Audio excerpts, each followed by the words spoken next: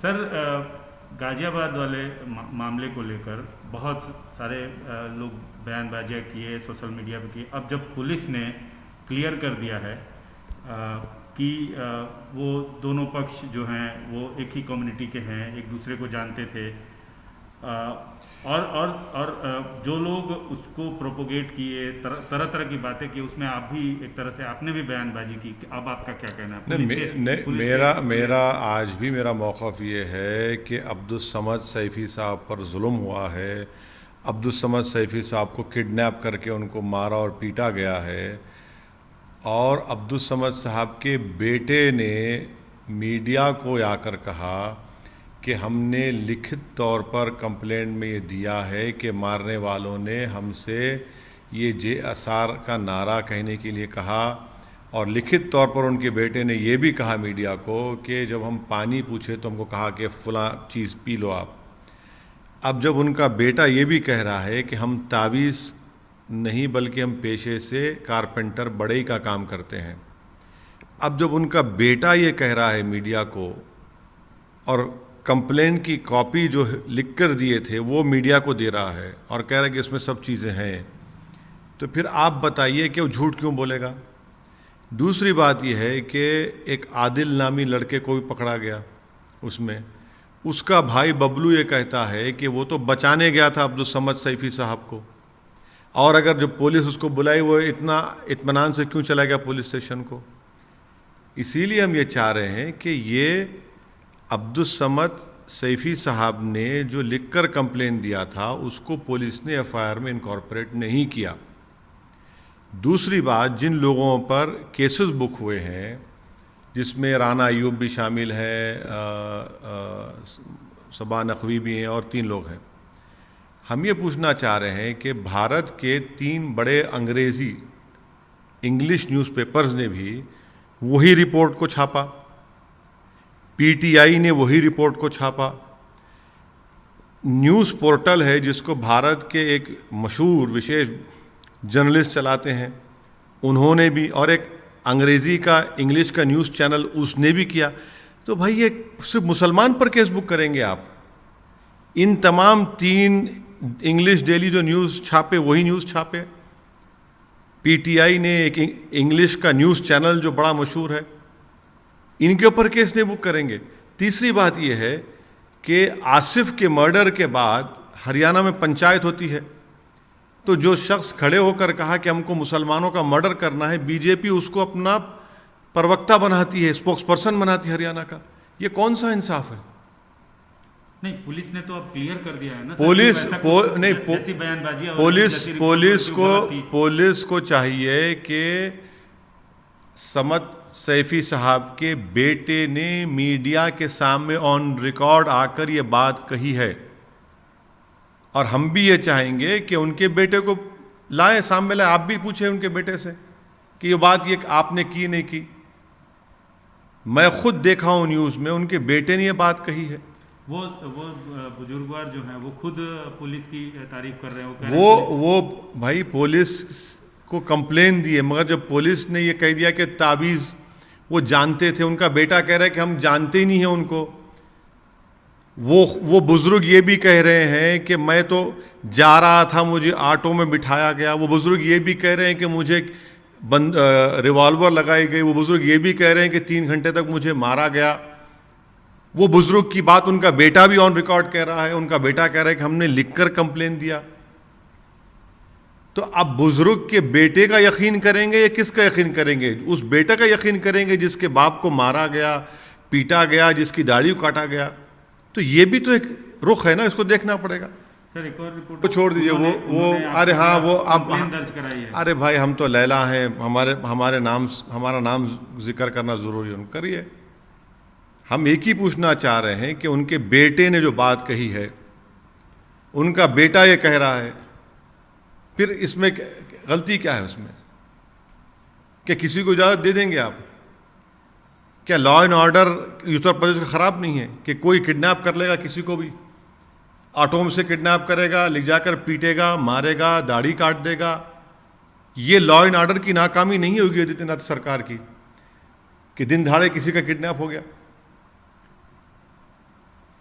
Sir ये Twitter का जो पूरा विवाद है इस पर क्या कहना है? देखिए, हमारे ऑनरेबल मिनिस्टर जनाब रविशंकर प्रसाद साहब ने जो ट्वीट किया है और उन्होंने ये कहा कि ट्विटर भारत से काम करता है और भारत के रूल्स हैं, ये हम उनको ये बताना चाह रहे हैं कि, और उन्होंने ये भी एग्जांपल दिया कि अगर इंडियन कंपनीज़ बाहर जाती हैं फॉरेन कंट्रीज़ में तो वहाँ के क़ानून को फॉलो करती हैं।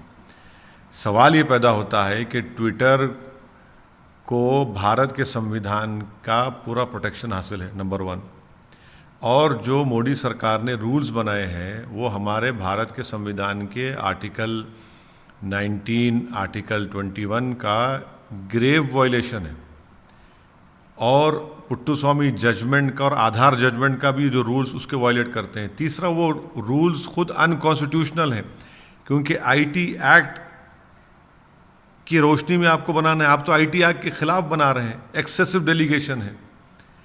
ये सरकार जो है सिर्फ कंट्रोल करना चाहती है न्यूज़ को, ताकि कोई मोदी गवर्नमेंट के ऊपर क्रिटिसिज्म ना करे, ताकि कोई मोदी प्राइम मिनिस्टर के ऊपर उंगली ना उठाए।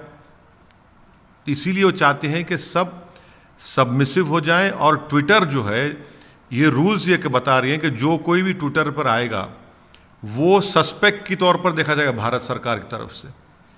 हम ये पूछना चाह रहे हैं कि आप कंट्रोल क्यों करना चाह रहे हैं लोगों को? ईज ऑफ डूइंग बिजनेस की आप बात करते हैं, आप करेंगे 3-3 ऑफिसर का तकर्रुर करो। फिर नरेंद्र मोदी ने बहैसियत प्राइम मिनिस्टर अगस्त 2020 को डेटा के ऊपर लाल किले से तकरीर करते हुए कहा था, मैं आपको बता रहा हूं कि एयर इंडिया का डेटा ब्रीच हो गया, महाराष्ट्र का पावर ग्रिड का डेटा ब्रीच हो गया, बिग बास्केट का डेटा ब्रीच हो गया, एनसीपीएल का डेटा ब्रीच हो गया। अरे आप डेटा को बचा नहीं पा रहे हैं, आप डेटा प्रोटेक्शन लॉ क्यों नहीं लाइए। और फिर ये सरकार ये कहती कि अगर कोई गलत न्यूज़ डालेगा तो क्या है भाई, आईटी एक्ट में उसका प्रोविजन है, आईपीसी में उसका प्रोविजन है, पुलिस है। आप क्यों ये करना चाह रहे हैं? आप कंट्रोल क्यों करना चाह रहे हैं हर चीज़ को? आप ये नहीं चाहते कि आपके खिलाफ क्रिटिसिज्म हो। ये भारत के संविधान के खिलाफ है, इसलिए हम, और अगर आपको पार्लियामेंट में ला के एक्ट बनाइए ना, आप 300 एमपी हैं आपके लोकसभा में, कौन रोकता है आपको? इतनी जल्दबाजी क्यों कर रहे हैं आप? तो इसीलिए हम इस ट्विटर को, और ये बल्कि ये जो रूल्स बनाए गए हैं इसकी हम अपोज करते हैं क्योंकि ये गलत है, अनकॉन्स्टिट्यूशनल है। लेकिन सरकार का जो तर्क है वो भी तो अपनी जगह पे वाजिब है सर, क्यों रिस्पॉन्सिबल होना चाहिए जिस देश में कर रहा है उसकी रिस्पॉन्सिबिलिटी। बिल्कुल रिस्पॉन्स उसमें तकलीफ क्या है? नहीं, तकलीफ ये है कि ये भारत के संविधान के खिलाफ है। तकलीफ इसलिए है कि ये सुप्रीम कोर्ट के जजमेंट पुट्टुस्वामी और आधार के जजमेंट के खिलाफ है। तकलीफ, सबसे बड़ी तकलीफ ये है कि आप, हमारे देश में आईटी एक्ट है, आप पेरेंट एक्ट के खिलाफ कैसे बनाएंगे? आप कैसे बनेंगे पेरेंट एक्ट के खिलाफ? तकलीफ इस बात की है कि आप बीजेपी पर क्रिटिसिज्म को बर्दाश्त नहीं करते। तकलीफ ये है कि आप मीडिया में सिर्फ तारीफ चाहते हैं, आप सर्वेलेंस करना चाहते हैं, आप हर ट्विटर पे, जो सोशल मीडिया पे जो बंदा जाएगा उसको सस्पेक्ट के तौर पर देखते। आप सोशल मीडिया से कह रहे हैं कि 6-6 महीने तक आप यूज़र का डेटा को उठा कर रखो। क्यों उठा के रखेंगे आप? होते कौन है मेरा डेटा उठा के रखने के लिए? और आप कह रहे हैं कि आप सिस्टम बिल्ड करो सबके ऊपर सर्वेलेंस करने के लिए। इसीलिए हम मुखालिफत कर रहे हैं। अगर आपको, जैसा सरकार कह रही है, तो आप डेटा प्रोटेक्शन लॉ लाइए ना, डेटा प्रोटेक्शन लॉ लाइए। और अभी भी आईटी एक्ट में वो तमाम चीज़ें हैं जिससे आप इन गलतियों को रोक सकते हैं जो सरकार बता रही है।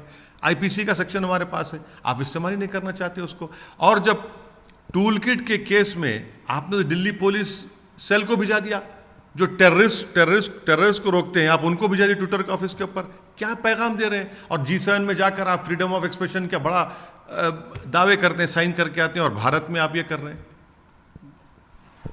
Scenario has been changed.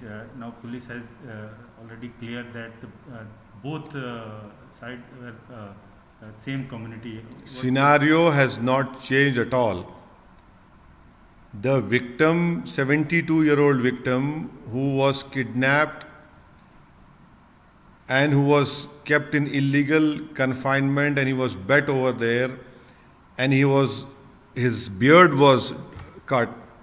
He had given a written complaint his son says on record to various media organizations that we had given a written complaint. In that written complaint, we have mentioned all these facts. One, we don't know these accused.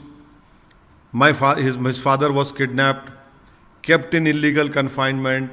His beard was cut. He was forced to say certain slogans, JSR slogan. When he asked for water, those accused had told that, why don't you drink our urine? This statement has been made by Abdus Samad Saifi's son. And he also said that they are carpenters. They don't give taweez. Thirdly, one accused by the name of Adil is also arrested. His brother Bablu says that when the police, he went to rescue Abdus Samad Sahab. And when the police called him, he went casually to the police station. So he's also surprised that why was his brother made an accused. And the third point is that cases have been booked against Rana Ayyub and Sabah Naqvi. The same report was carried by India's 3 topmost national newspapers. It was carried by an English news channel, a very popular English news channel. It was carried by a very famous news web portal. PTI carried the same news. How is it that you only book 5 Muslims? I fail to understand. And the travesty of justice is that a Mahapanchayat was held after the killing of Asif in Haryana, and the person who stood up and said we will kill Muslims has been made the spokesperson of BJP of Haryana state. Where is BJP taking the nation? A person who in Mahapanchayat stands up and openly threatens has been made a part of the BJP spokesperson of Haryana. So that is why we want the statement given by Abdus Samad Saifi's son to be also looked into. What is wrong in that? Then what about police?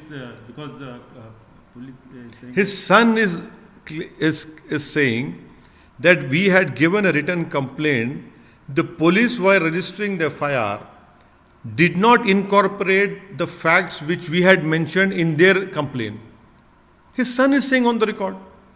Sir, the Loni MLA has. Well, you see, it doesn't matter to me. They have to mention my name. They cannot live without taking my name. I wish them good luck. The statement and the tweet by the Honorable Minister, Mr. Ravi Shankar Prasad, he states that the Indian companies go to foreign countries and they abide by the foreign laws. Can he please enlighten all of us that has the US government made such rules to control Twitter? Twitter had blocked the Twitter handle of Donald Trump and called his tweets manipulated media. Here in the Modi government, by making those rules which are unconstitutional, it violates fundamental rights of our constitution, Article 19, Article 21, Article 14. Thirdly, those rules violate Puttaswamy judgment and Aadhaar judgment. Fourthly, how can you make rules which gravely contravenes the Parent Act? It is excessive delegation. And why is the government so keen on controlling controlling Twitter? Why isn't the government magnanimous in accepting that criticism and right to dissent is part of our democracy, it is part of our fundamental rights? The government does not want any criticism, any negative report on any platform. So that is why they want to control it, and in government eyes, anyone who's on social media is suspect. Why isn't Narendra Modi's government worried about data breach? The Prime Minister from the ramparts of Red Fort had promised that on data the government will do something. We have seen Air India accounts have been breached, Big Basket, Power Grid in Maharashtra, NCPL. Why isn't the government doing that? And there are enough provisions in IT Act, there are enough provisions in IPC, and the government can easily bring a data protection law. You bring the data protection law. You are not able to do that. You can even bring a new act. You have 300 members of parliament. The only reason is that they know on legally they are very weak, but they want to send out a message that the Modi government will not tolerate any dissent, any criticism, and they want to control and have more surveillance on the people. That is what we are opposing this for.